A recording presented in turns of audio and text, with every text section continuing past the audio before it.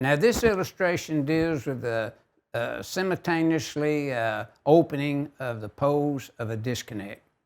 And you're not supposed to, they're supposed to be readily accessible, and you can disconnect it. Now, notice, let me tell you a funny little story about this, what happened to me when I was the chief inspector for the city of Fort Worth.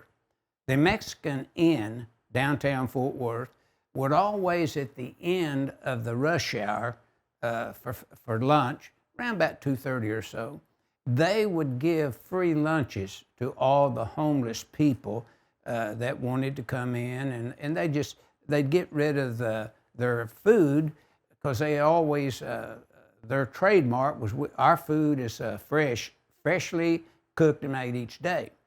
So this one hobo come in, and it was during the rush hour, and was wanting food, and they said, no, come back, around 2:30 or after it, and we'll be happy to serve you free of charge. He went out in the alley and was going to wait, and he looked up and saw a disconnect. Now, we always had that disconnect locked, but the fire inspector went downtown, saw it locked, and in this part of the code, he said, no, we have to simultaneously open those devices. You unlock that. Well, the manager just went ahead and thought the fire marshal was correct. Well, this hobo looked up there and saw that, or the homeless person looked up and saw that disconnect, and he just pulled it and put them in dark. It's completely dark inside the facility during their rush hour. So I was called down, the inspector, and we went down, because the Mexican Inn, we used to eat there all the time, as employees of the city. So we went out there, and I saw it was unlocked. And he told me, no, the fire marshal told us to do this. So we were obeying city code, we thought.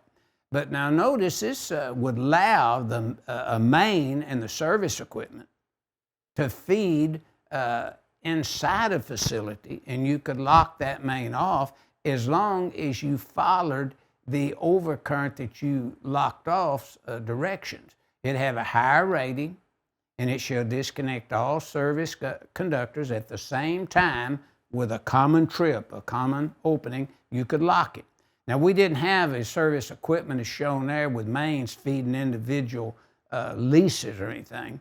We had a servable, fusible disconnect that was located outside.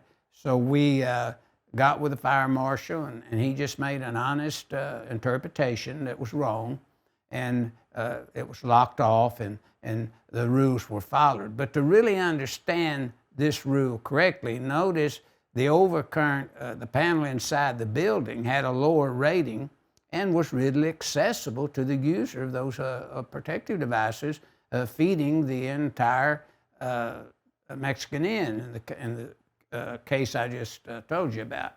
But notice, to really understand this, so you know it does comply with all sections of the code, look at the NEC loop. Look at 240.24a that says all overcurrent devices have to be readily accessible.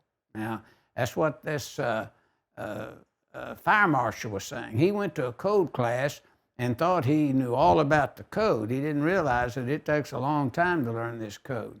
And then review 230.92, review 240.24a3, and look at 230.72c with the exception allows this, and then review 230.91, and you have a good grip on the sections that go together to allow this type of installation to be possible. And naturally, if you have a main outside in an alley, you want that sucker locked off, so someone that's unhappy with your service anyway wouldn't just completely shut your lights off and everything else. Now today, that would be more disastrous with all these computers and registers that are electronically operated and so forth. It would really be a mess. So this figure 6-38 simply deals when you can have a lockable disconnect outside with the main overcurrent devices inside the facility in accordance with NEC 230.74.